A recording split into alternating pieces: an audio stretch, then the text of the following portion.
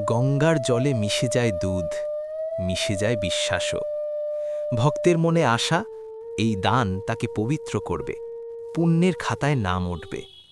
কিন্তু সেই একই মুহূর্তে নদীর ঘাটে দাঁড়িয়ে থাকে ক্ষুধা, হাঁড়ি হাতে কয়েক জোড়া কচি চোখ, যাদের কাছে পুণ্য নয়, দুধ মানেই একবেলার বাঁচা। ধর্ম এখানে প্রশ্নবিদ্ধ নয়, প্রশ্নবিদ্ধ তার প্রয়োগ।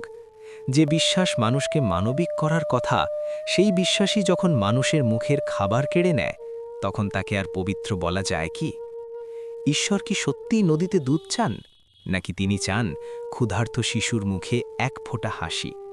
পাথরের মূর্তির সামনে মাথা নোয়ানো সহজ, কিন্তু মানুষের চোখে চোখ রেখে দায় স্বীকার করা কঠিন।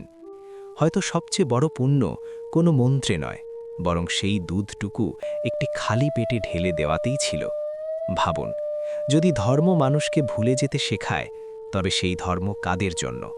তাই রবীন্দ্রনাথ ঠাকুর যথার্থই লিখেছেন, ধর্মের বেশে মোহ যারে এসে ধরে, অন্ধ সেজন মারে আর শুধু মরে।